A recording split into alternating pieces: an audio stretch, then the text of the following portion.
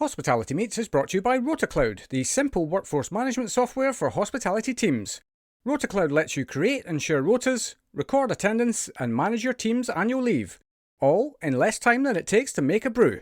It can also make life easier for your staff, allowing them to check their rotas, request holiday, and even pick up extra shifts, all through the RotaCloud mobile app. Start your 30-day free trial today by visiting rotacloud.com/Phil and find out how much easier managing your team can be. Welcome to Hospitality Meets with me, Phil Street, where each week we take a light-hearted look into the stories and individuals that make up the wonderful world of hospitality. Today's guest is Lisa Jenkins, CEO of the Royal Academy of Culinary Arts. Coming up on today's show, Lisa tells us a few of her favourite things. Coffee machines, warewashers, crisps. Phil tells us how he makes decisions. Well, that sounds interesting. I might give that a go. And Lisa reveals that sometimes not everything goes to plan. So I ended up being looked after by a doctor in the hotel room the night before we left, and then being pushed to the aircraft by my publishing director. All that and so much more as we chat through Lisa's wonderful journey so far. Getting some time with Lisa was just brilliant, and there's a great mix of story and learning in here. So please don't forget to hit that subscribe button and give us a like and a share wherever you can. Enjoy. And a huge Hospitality Meets welcome to Lisa Jenkins. Hi Phil, nice to be here. How are you doing? Very well, thank you. Yeah, not bad. Good. Yes, well, and I was absolutely thrilled to learn, just before we switched the microphone on, that this is actually your first podcast. I know it is. It's I spend quite a lot of time listening to them, but I've never participated in one myself. So yeah, this is a first for me. Well, I feel very, very privileged that you said yes to this one over all of the others that must be available to you at some point. But I suppose the greatest way to kick this off is for you to tell the world what it is that you actually do. Okay, so I am the CEO of the Royal Academy of Culinary Arts, and come April I will be in the role for 2 years. So I'm still relatively new to this world, but it's a very exciting world. I'm enjoying it very much. Fantastic. Yeah, and well, just give us a snapshot as to what the Royal Academy of Culinary Arts covers. Well, we're a membership association, first and foremost, I guess, a membership association for chefs, pastry chefs and restaurant managers. But we kind of sit in the education sector of the hospitality industry, representing the classical culinary arts in those three areas, in kitchen, pastry and service. And our role really is to inspire individuals in the sector in a relevant and representative way, and whilst also raising and maintaining standards in those areas of culinary arts. So it's quite a broad remit, to be able to inspire people in the kitchen and in pastry and front of house. But it's a wonderful way to spend your working hours being involved in showcasing the talent that are in those three areas. Yeah, no doubt. I can only imagine. I mean, that's quite a broad remit in terms of the scope of humans that you must come across.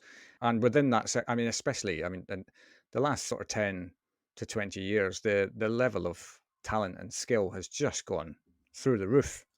Yeah, I think that's probably in line with how we've seen that talent being portrayed on TV as well.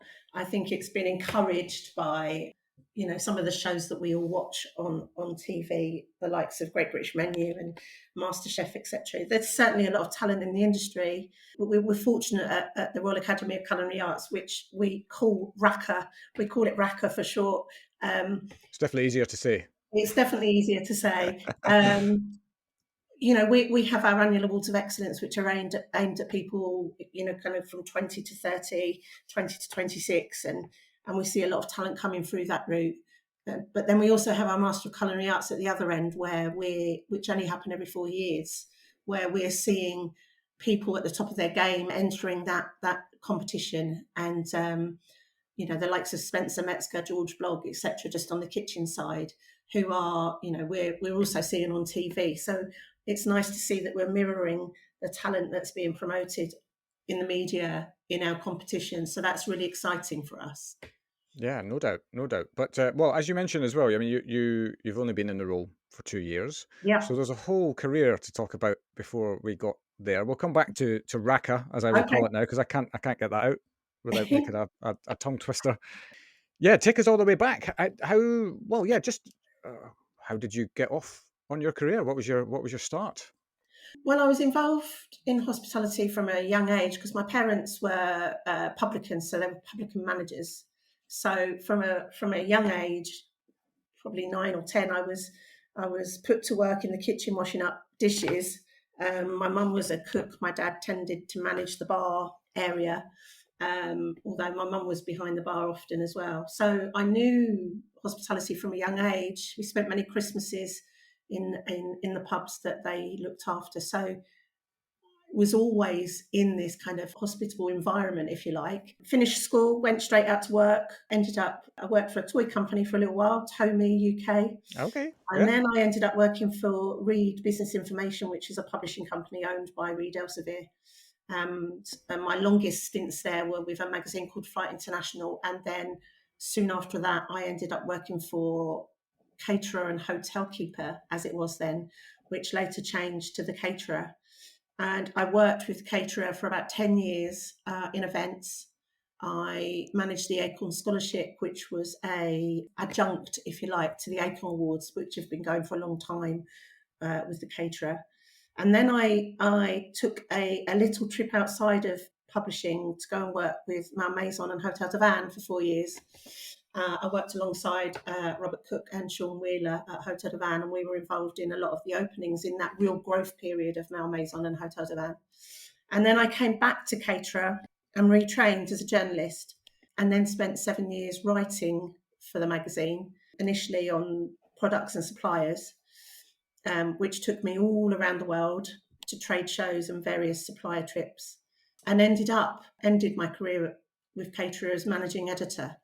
And that was coming up for 2 years ago. So yeah, I had an amazing time in publishing, especially on Caterer, where I met many of the people I'm still working with now, and lots of friends. And obviously, some of those people I'd met at Malmaison and Hotel de Van at the time, I continued to work with once I'd moved back to Caterer. So lots of long established friendships in hospitality.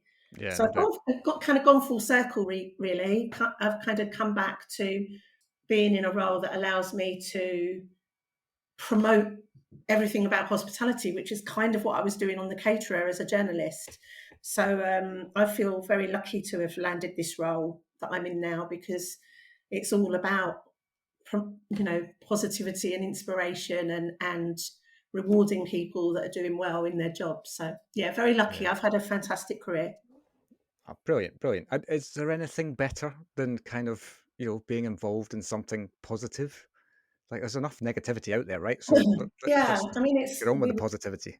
we were talking about this a bit earlier, Phil. It's, of course, there are challenges in the industry at the moment, and we can't ignore them. But for me, it's a privilege to be able to be highlighting and showcasing everything that's good about the industry, especially when I'm talking about young people coming up through the industry. And that might be young people who are studying one of our chef diploma apprentices at one of the colleges in the UK, or someone that's entered the annual awards of excellence, whether that's front of house or chef or pastry.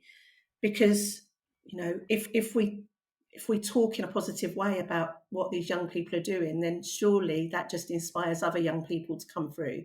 Yeah, It's also an opportunity to shine a light on some of the employers in the industry that are doing a really good job, who are supporting their young people to come through these competitions. You know, we talk a lot about retention now, don't we? We talk about keeping our people, yeah, and allowing them to enter competitions and encouraging them and giving them the time to practice for these competitions is a way of retaining staff. So, yeah. I'm lucky to be able to be talking about those positive things 90% of the time. Yeah, yeah. You absolutely, you've nailed it for me though, in terms of, we're effectively the two retention challenges at the moment are one, internally in your own company, but two, and I don't mean specifically your company, just wider, but two is retaining them in hospitality, right? Because Yeah, they can. It's a competitive world out there for talent, so that to be inspiring and to create a place where people do feel comfortable and positive to do their best work, I think is a really, really wonderful place to start in terms of making people feel like they belong somewhere. absolutely. It's also about recognizing that, as we, my generation gets older and the newer generation coming through gets younger, that gap widens. But it's Yeah, also recognizing that we have to manage and deal with people in a different way. We talk a lot about, baby boomers and Gen Z and, Gen X, but actually it's about just being a bit more open minded about how people want to be interacted with, and yeah, understanding that there's a lot of diversity in the industry, and not dictating the ways in which people should work. It's just being a bit more flexible, I think, with how we engage with young people. yeah. I completely agree, and I think there's also that element of, I think we're this is not just a hospitality issue. I think this is a society issue in general. Is that we're very, very quick to pigeonhole people in some form, whether it is through a generational, generation X, Y, Z, whatever. Is there a Y? I can't even remember. And that's very dangerous, in fact, because we run the risk, and I've seen this over and over again, whereby people just build up this picture, and that this is maybe an argument that's happened since the beginning of time, is that the generations before hate the generations coming through because they don't understand the way that it was, the challenges that they had, and vice versa. And if you just put the same group of people into one particular pot, then it's a risky game to play. And I think that's one thing that I think hospitality can absolutely excel at, is understanding, if you just apply a hospitality mindset, that everybody that walks through your door, yes, okay, they have an age, they have a race, they have whatever, they're a social economic background, but by that very nature, everybody has a different, is on a scale within each of those things, and it's very, very different. So why are we trying to put people in one group when you just can't do it? No, I think sometimes we forget in hospitality the multitude of roles that are available for people to work in. We Mm, talk a lot about chefs and general managers, but we don't talk about kitchen porters, we don't talk about revenue managers, we don't talk about housekeepers, um, you know, journalists. journalists, sales and events managers. I'm just trying to think of some of the roles I've encountered along the way. Sports media and entertainment managers. There are so many different roles in the industry, and I think anyone could potentially find a career in one of those areas in the industry. I do think though that we've had a long-standing bad reputation for pay in the industry, but I think that's changed and is changing, Yeah, because people have realised that if you want good people, you have to give them a good package, and that includes salary. Part of it is salary, but it's not the be all and end all. I think people want to have a bit of fun when they're at work. If they're spending long hours there, they want to have a peer group that they can trust and a management team that they can trust, but they also want to be rewarded and recognised for what they're doing, and not just, like you say, being pigeonholed into one area.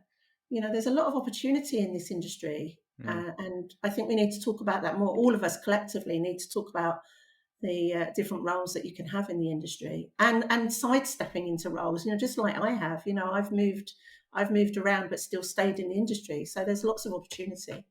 Totally, and that's a lovely segue actually, because I want to explore some of these roles that you've had in your career so far, and the kind of, I suppose, maybe the thinking of, or was there thinking? Was it just opportunity that landed on your lap at a time, and you thought, that sounds quite interesting, It's always been 100% opportunity. right? There's never really been much of a plan. Yeah, Um, uh, and sometimes that causes you to have a bit of doubt, I think. But I guess as these opportunities have kind of presented themselves to me, I've always felt that I was in a place in my career where I felt able to take that leap of faith, if you like. I remember, having a conversation with Mark Lewis back in the day on Caterer, when he suggested that I could retrain as a journalist. And my initial reaction was, no, there's no way I could do that. But actually, when I broke it down, I was already doing 75% of that role. And actually, all I needed to do was just be brave, and spend a bit of time learning the skills that I needed to take on that role. And then you just practice, you start doing it and you get better. Just like you do if you're in a competition, you have to practice to get better, to be, the best at it. And, I think I proved at the Caterer that I was able to write a feature, and that I was able to have relationships with people and get people to open up to me. And that eventually led to me being able to take on the role of managing editor, which, involves more responsibility. So, but there was never really a plan, Phil. It was always opportunity. And the same with the role I'm doing now. An opportunity came along. I was on holiday and I was contacted to say, there was an opportunity. And, my initial reaction was, oh my gosh, I don't think I can do that. But actually, when Yeah. I sat and thought about it, I'd known the Royal Academy of Culinary Arts all of my journalistic career. I'd written about them. I'd written about the people involved in the association. I'd even been on winners' trips with people from the Royal Academy of Culinary Arts. So actually, I think I knew it better than I gave myself credit for. So I was It's quite often bullish. the case, isn't it? Yeah. I was quite bullish in the interview, which I think helped. I think, I identified some things that we needed to change. And now I've got to put my money where my mouth is, really. Yeah. It's exciting, and it's nice to be a female in an association like the Royal Academy of Culinary Arts as well. It's important that we have females in senior roles in the industry, and that we can encourage and inspire other females to kind of want to be in those senior positions. So I feel a responsibility now, definitely. Brilliant. Yeah. It's funny you talk about I think that I've had so many people on this show that have said much the same thing, in the sense that there was no grand plan. I could probably count on the one hand, actually, the number of guests who knew at the age of 15 that that's what I want to do and that's what I'm setting my sights on, and I'm just going to go for it and get it. The rest of us are kind of like, well, that sounds interesting. I might give that a go. But it's interesting what you talk about as well. I just saw a quote the other day, which is, I was actually just trying to I took a picture of it because it really resonated with me a lot, and it's really centers around on what you just said. If this was on Joe Rogan's podcast, he'd just have a team that would just call it up. I've got to go into my phone and scroll and try and find what I took a few days ago. But it was from Stephen Bartlett, who's another podcaster. He's got the Diary of a CEO Yeah. podcast. And he was talking about the fact that he's historically tagged himself or marked himself as somebody who doesn't run. So he's not a runner. And that's this thing that he's had in his head. And on the back of that, he said he's made a pact with himself to become a runner in 2025. And then he had this wonderful, wonderful quote on the post, which I'll just read for you now, verbatim. The excuses we all cling to is nothing more than a collection of choices we've made so frequently that we've forgotten that they were choices at all. And I was like, yeah, because I think the quantity of people that I've seen on this show who have reinvented themselves in some way through their career, and I can recount it in my own life as well. I've not had one linear route, as it were, to get to somewhere. I've kind of just been the shiny new thing guy that's gone, that sounds really interesting, I'm going to give that a go. And I can see that in your journey as well. And you dipped in and out of hospitality from, I suppose, an operational perspective, so you have an understanding of that. Retrained as a journalist, like who does that? I mean, but wouldn't you be mad if you were offered that opportunity? I would have been crazy to turn that opportunity down. I had to present, I had to interview for the role, so Yeah, it was I wasn't a shoo-in by any means. But even just putting yourself through that process, preparing a presentation, sitting in front of your peers and presenting to them, it's the fear factor, just putting yourself in a position that makes you a little bit anxious is not necessarily a bad thing. You have to keep pushing yourself. It doesn't necessarily have to be in a direction that you've mapped out from an early age. I think just as long as you take opportunities when they present themselves, it doesn't matter if you don't succeed, at least you've tried. I would have kicked myself if I hadn't tried. Yeah, totally. I'm going to go really morbid now for just a split second. I remember seeing a Darren Brown show, and he wrote this, the latest show that he did on the basis of he lost his father in COVID. And actually on the back of that the way that his mind works, he's got quite a remarkable mind. I think we can probably all agree on that. But he went kind of in search of some answers really as to, what does life mean and all of that kind of thing. And one of the things that he did was actually interviewed a lot of people who were in the, maybe on their deathbed or were, very, very close to moving on to whatever happens next. And the overriding thing that came from that is that the things that they regretted are the things that they remember. So, and a lot of that is about not taking opportunity and not taking more risks. And if you think about any kind of change in your life, it's just a risk of some description, but you then put a weight on it as to whether is it too much risk, is it a risk I can afford to take, and all of these things. But it's just a question now that I have very, very close to my head. If something comes my way, and I think to myself, when I'm that person, if I'm lucky to get to later years, would I look back on this moment now and regret not giving that a go? And if the answer is yes, then it's almost like, well, let's give it a go. Yeah, it's a good way to look at it. I think, I speak to my friends and colleagues and especially people in the industry who are thinking about perhaps taking on a new challenge or a new business, or even team members. You're thinking about recruiting. I think you have to trust your gut a lot of the time as well. I think I think I'm a good judge of character, and I like to trust my instincts. And I think if you have a good feeling about something and you feel you're capable of stepping up to that challenge, then what have you got to lose? As long as you're not risking your house or your family, I don't think anything can ever. You just have to have a positive attitude about things. It just makes life better.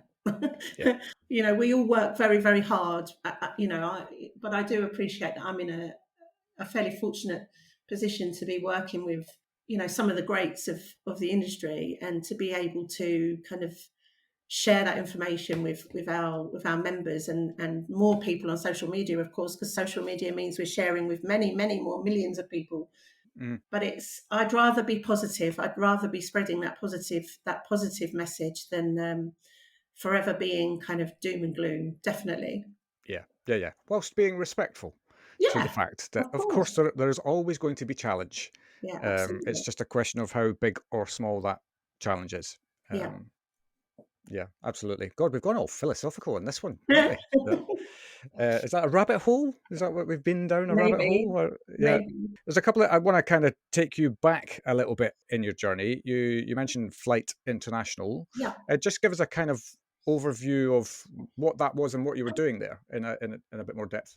So primarily it was an events role. So Flight International was a weekly aeronautical magazine, mostly civil aircraft, although we had a defence section in the magazine.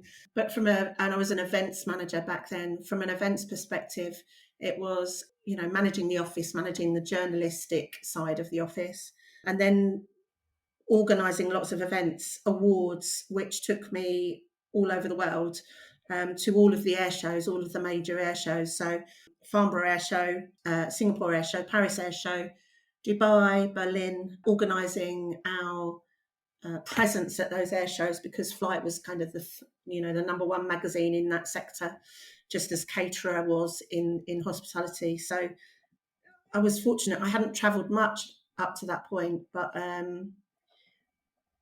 I can, thinking, again, thinking about taking risks. I was relatively young then, and I remember feeling quite daunted by the idea of getting on an airplane on my own, and but it allowed me to travel to so many places, and suddenly you get so much more confidence. You feel, I can do this. I can go to Paris on my own or Singapore on my own, and I can speak to suppliers, and I can arrange contracts, and I can negotiate prices, and but you don't think about it in that way when you're You're in it. at that place. You don't Yeah. realize the skills that you're learning in that role. But it set me up well to kind of then go into cater and do a similar role. And then when I changed career and became a journalist, to be able to ask some of those delving questions in interviews, to be able to challenge somebody on a price or a quote or a statement. Yeah, so Fly International was wonderful. I mean, I worked with a lovely team, people I'm still in touch with today. But it was flight that enabled me to then move on into the world of hospitality and join caterer and hotel keeper, which was also wonderful. Yeah. And I worked with caterer in an events capacity for quite a while as well before I left to work with Malmaison and Hotel de Rouen. Yeah, superb. I mean, something popped into it. The most random things pop into my head at the most random times.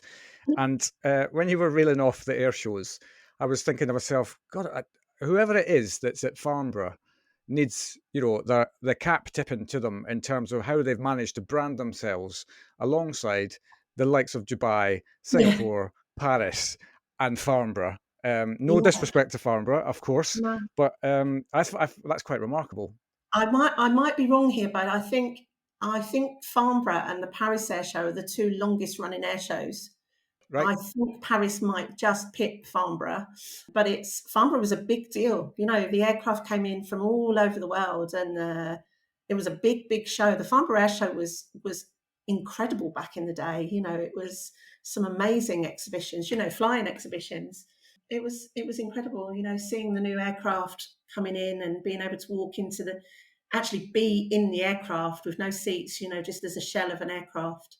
It was quite an experience, yeah. But certainly Farnborough pales into insignificance compared to Dubai and Singapore.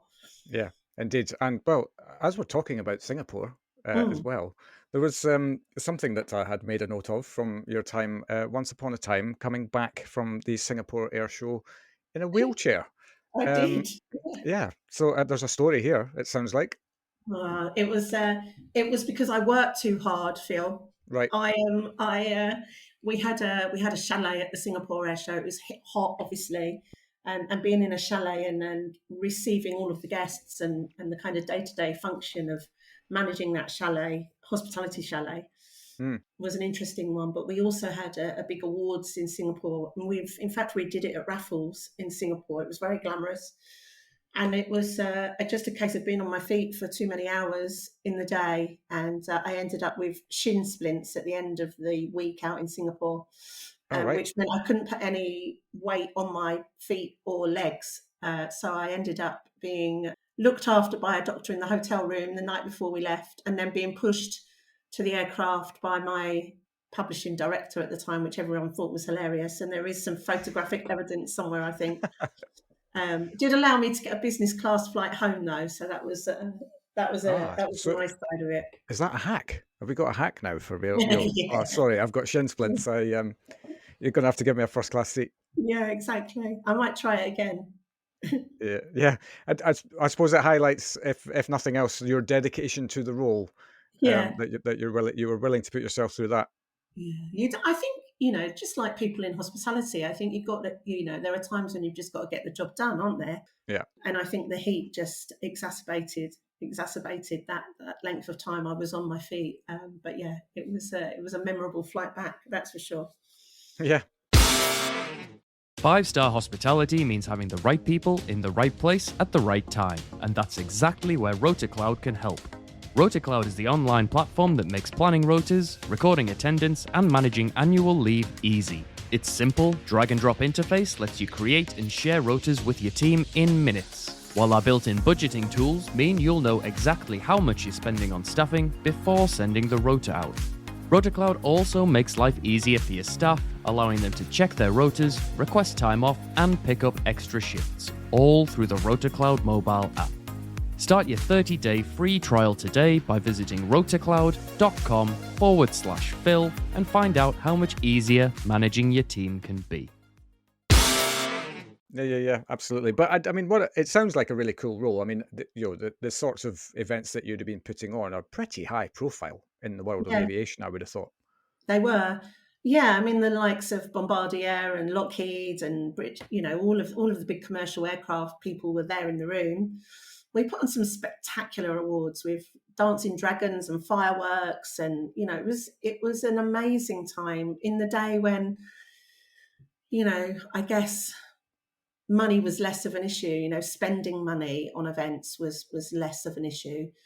I don't think you'd see, certainly not in hospitality or not even in aerospace now. I don't think people spending the kind of money that these companies were spending back then.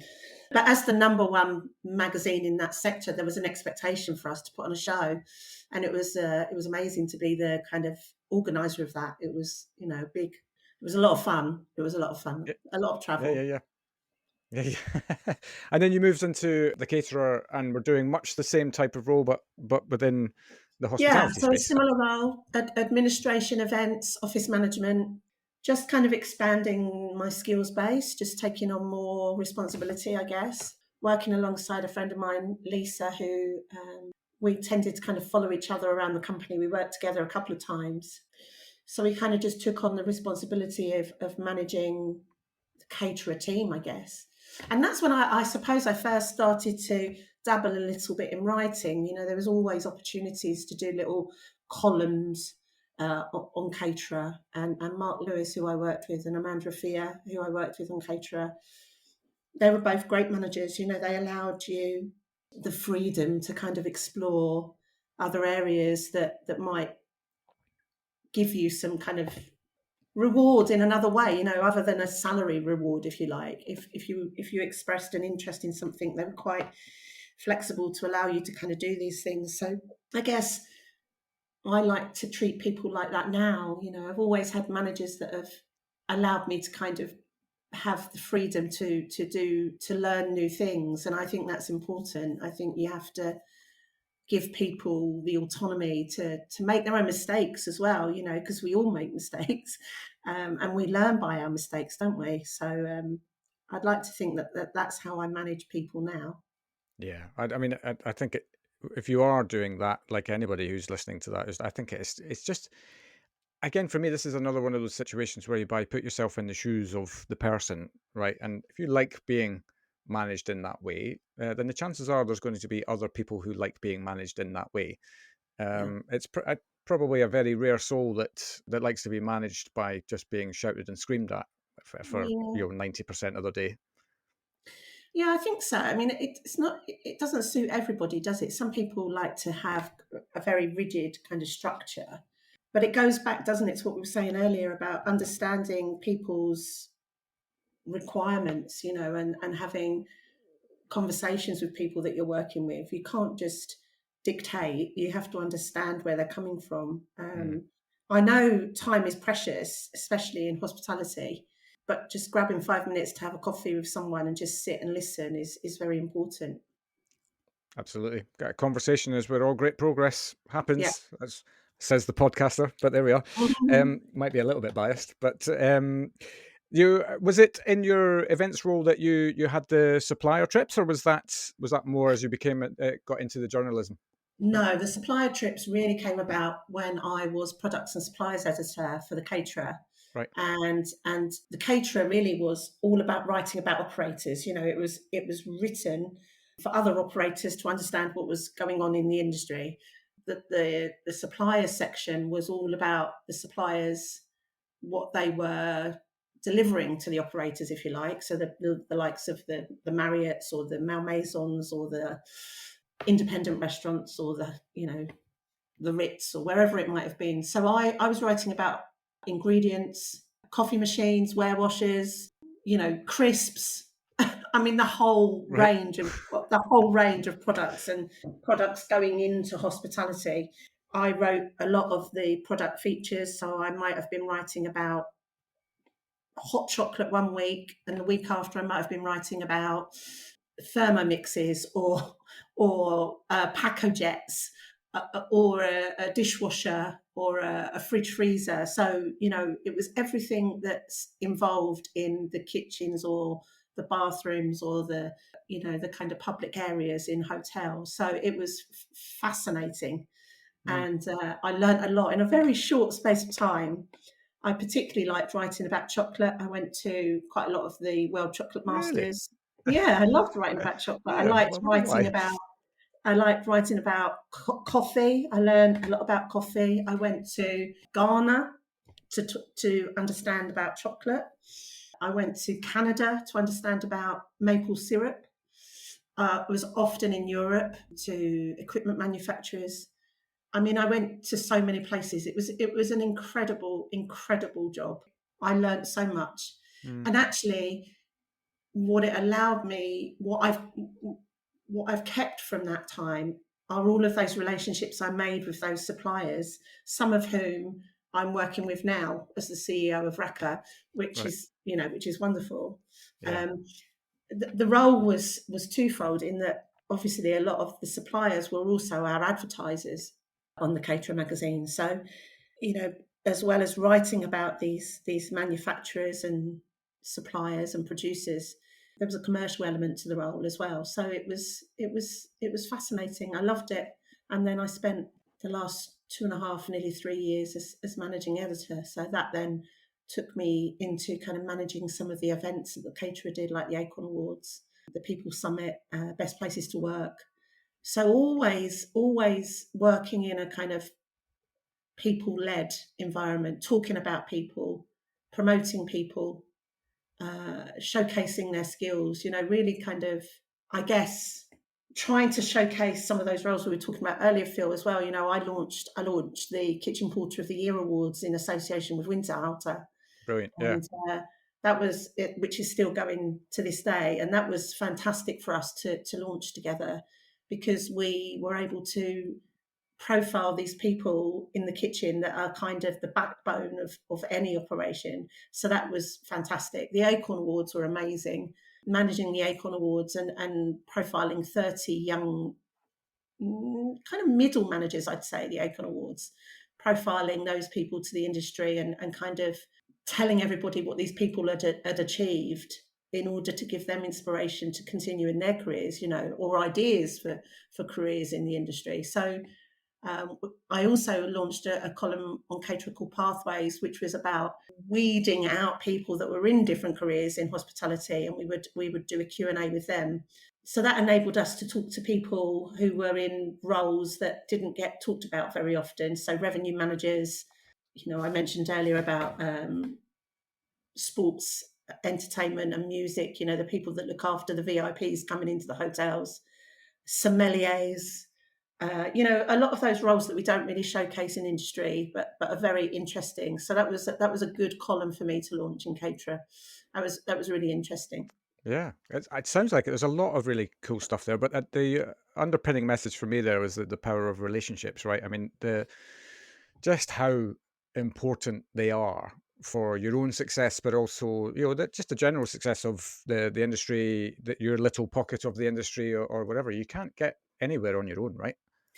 No, and I think that's kind of all come to fruition now in the role that I'm in, because actually the Royal Academy of Culinary Arts, as far as I'm concerned, is also about relationships. It's about, working with those people in the industry that can help other people in the industry. So it's connecting people, it's having the ability to talk to people of different ages, to be comfortable doing a bit of public speaking so that you can share those messages, just to have a bit of warmth, I suppose, to be able to, we all have to do a bit of small talk at times, but it's about having that authentic conversation with somebody and then following up on those conversations. So, I think I've always been a bit of a fixer. I've always kind of facilitated things.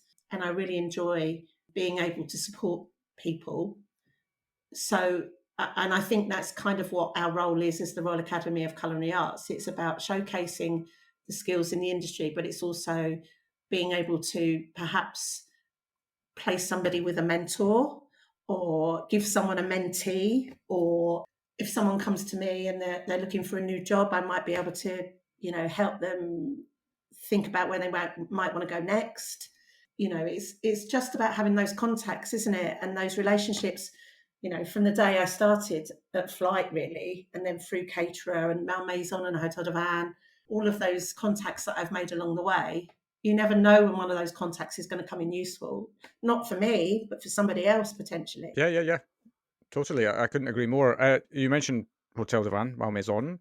Yeah. How did that all come about then? Because that seems like, in terms of the path that you were on, it seems a little bit left field from the Yeah. outside looking in. But it was from a relationship I had with Sean Wheeler, who was the HR director at Malmaison and Hotel de Van.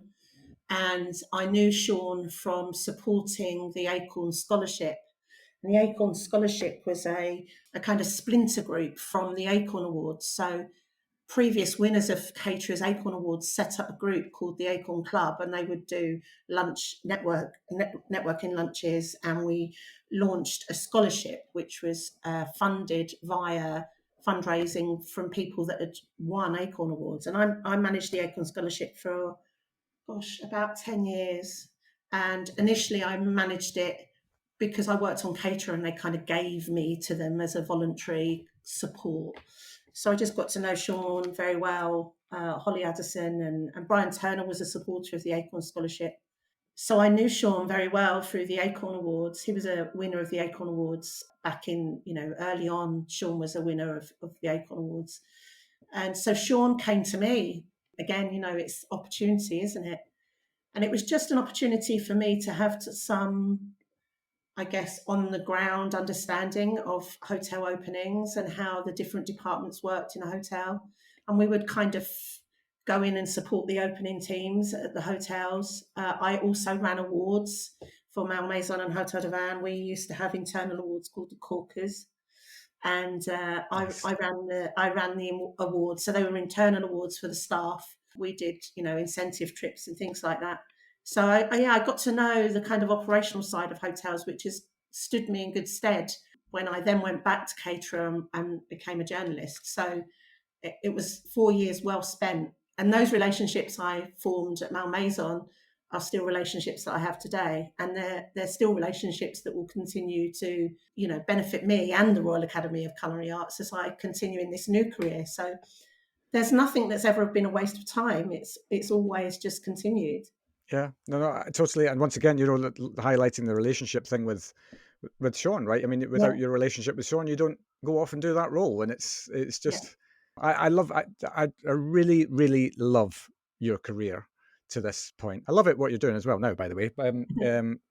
Just because this is for me one of the total joys of this industry is that this is the type of career you can put together, which is not a linear path to. You can also do that, by the way. You can go linear path to GM, CEO, whatever you want to do. But if you're open-minded and you have, a sort of, you're just a fun-seeking, great opportunity-seeking kind of person, then God, this really can take you in any direction. And and you're walking proof.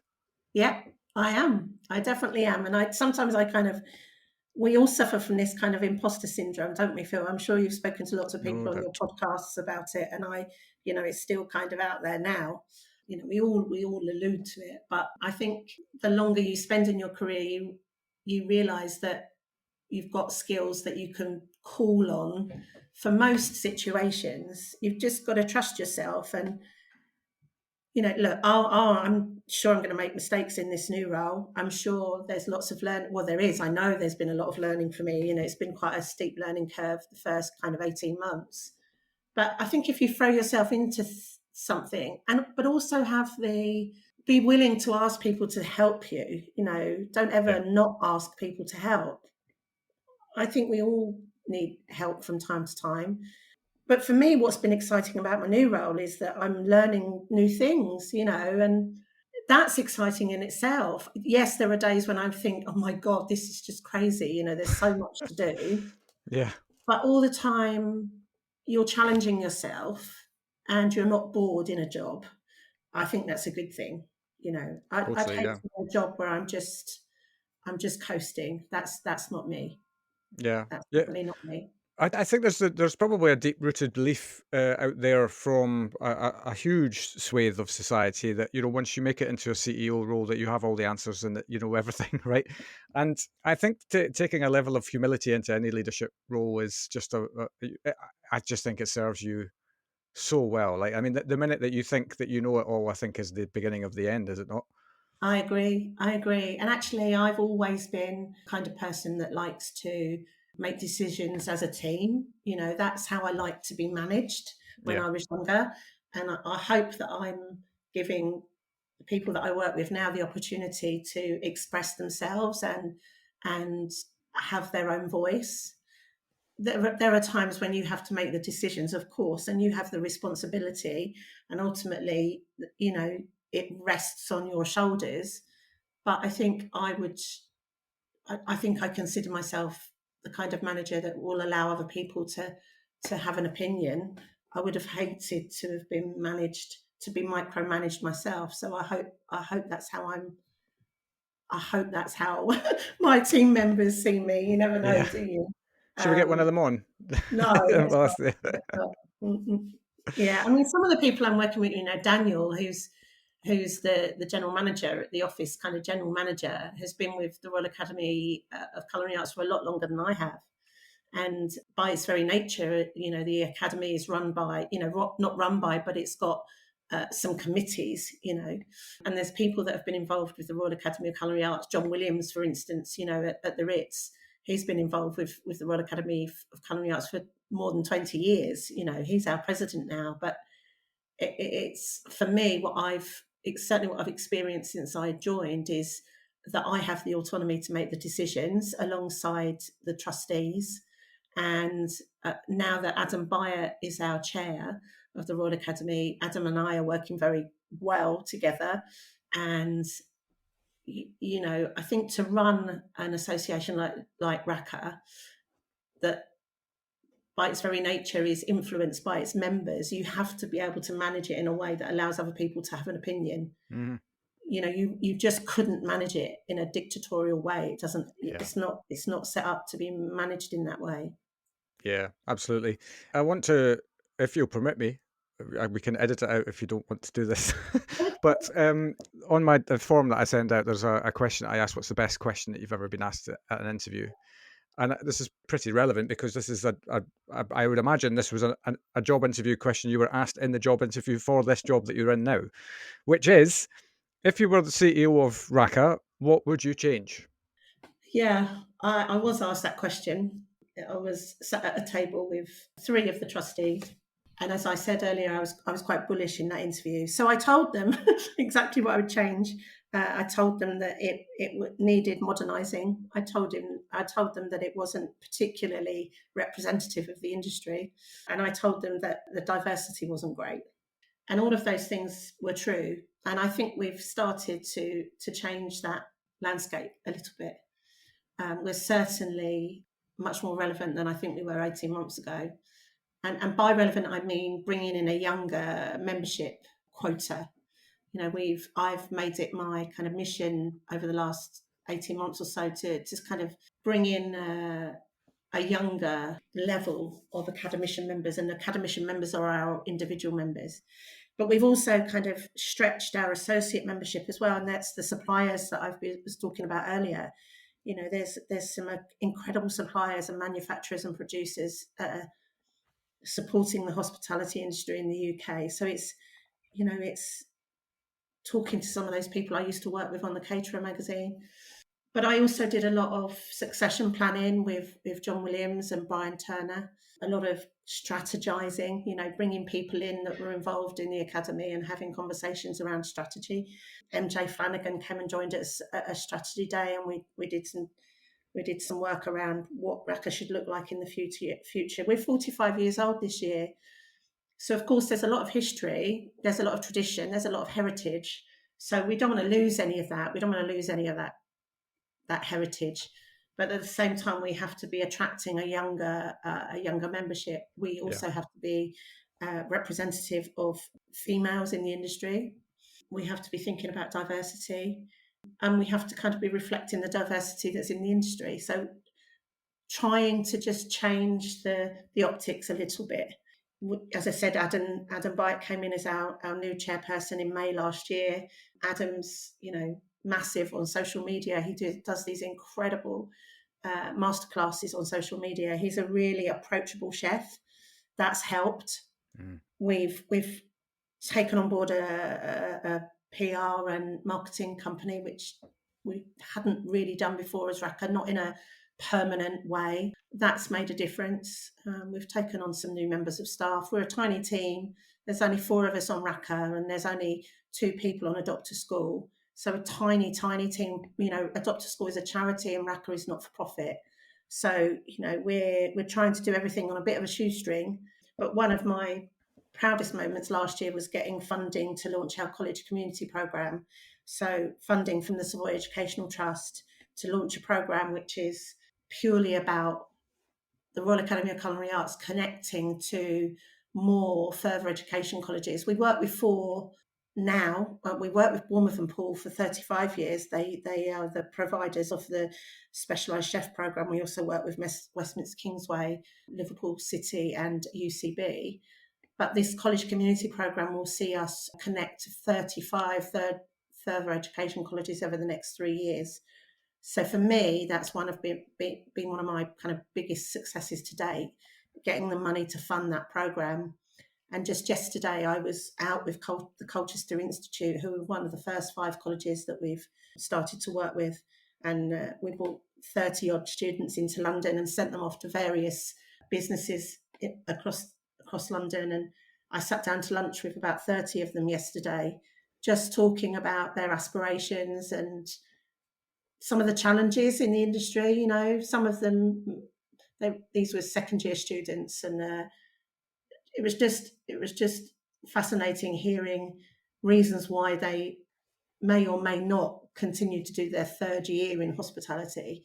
Right. Some of the kind of perceptions that parents might have of the industry, and I think that's one of the biggest problems we have in the industry is the perception of it. Yeah. So if we can influence the parents via the students to reassure them that it's not such a terrible place to work, then we'll be doing a good job. Yeah. Also, just seeing how incredibly inspired they were coming back from the various places they'd been to, and how that had just given them kind of renewed vigor for the industry and determination to get where they wanted to be. I guess 80% of the students I was with yesterday were probably looking to be a chef at the end of their 3 years, and just talking to them about the reality of the industry and trying to convince them that it's not such a bad place to be, that things are generally changing for the better, that they're in a more caring environment in most places now, and that employers are a little bit more savvy when it comes to looking after their staff. Because I think, the days, we did have a terrible reputation, hospitality did have a terrible reputation. Yeah. And I just don't think that that's the case now. I agree. And the thing about that is as well is that I don't know how it is that we've managed to be the sector that has been branded as problematic when it comes to that, because every sector under the sun has their problems, and every sector under the sun has their levels of stress and all of that kind of thing. But nobody talks about that with other sectors. It's always what we're branded as. And yes, you could argue that some television programs over the years haven't done us any favors, but that's changed as well. I think a lot of the programming now is way more inspirational. And I think that, I just think that generally speaking, I was going to talk about, the next generation coming through, but actually I think this is probably true of all of us, is that we're all ready to be inspired, right? Like on a day-to-day basis, I look for stuff that inspires me and gives me energy.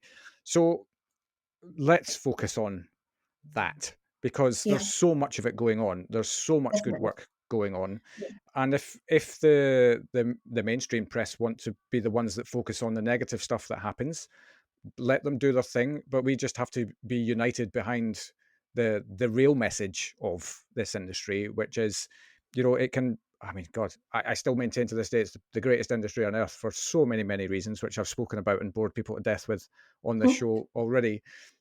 But, it's, so I think that's why organizations like yours for me are massively important. You are the conduit for the next generation to get inspired into the kitchen. And it sounds like, it also, I was going to say it sounds like you're absolutely doing that, but it actually sounds to me like you as an individual are very driven by that, because even looking back on your career, by implementing the Acorn Awards as an example, you clearly place a lot of stock on the next generations coming through. Yeah, I mean, that's probably the thread that's gone through my career, Phil.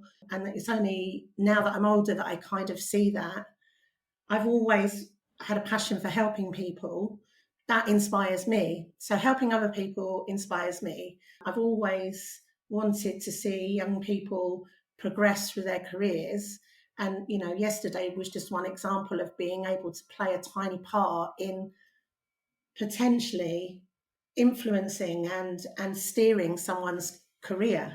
So that's I'm in a very special position. The Royal Academy of Culinary Arts works with these 4 colleges as our accredited colleges, and I go and I'm there for the exams, the end of year exams, and I go along to the graduations, and that for me is that's my reward, is going along and seeing these young people succeeding and having the opportunity to amplify their successes on social media, especially now we've got our own social media company and we're doing it in a more kind of constructive way, consistent way. That's a real pleasure for me to be able to share that with other people. Our annual Awards of Excellence, when I get to stand up on the stage and hand people a certificate or a trophy if they win, Young Chef of the Year or Young Waiter of the Year, to be able to see them going off to do a trip to Champagne and just experiencing the industry and coming back and writing reports on what they've learned. There's real value in that, and it's so rewarding. It's really rewarding, and it's those days and those nights and those experiences that make the days when you're sat behind a computer screen looking at invoices and that make up for those. It's looking at it as a whole. It's an incredible job. I'm very lucky to have it. Well, I think you've put yourself in the position to be in this position, and it sounds like you're exactly where you are supposed to be right now. And I wish you all the very best with the next phase of whatever RACA looks like and what it's going to do next. And I massively appreciate you coming on the show and sharing your story. Thank you. That's a really nice thing to say, and I think I am where I'm meant to be. And I hope that there's a few more years ahead of me, kind of making a difference and profiling lots of new, incredible young people. Fantastic. Lisa, thank you so much. And I'll see you around at events, I am sure. You will indeed. Thanks, Phil. Take care. And there we have it. What a cracking journey Lisa has to this point, and I will be forever grateful that she trusted this little show with her first foray into the podcasting world. We will of course be back next Wednesday with another amazing story from hospitality, so until then, have an awesome week, and I'll see you then.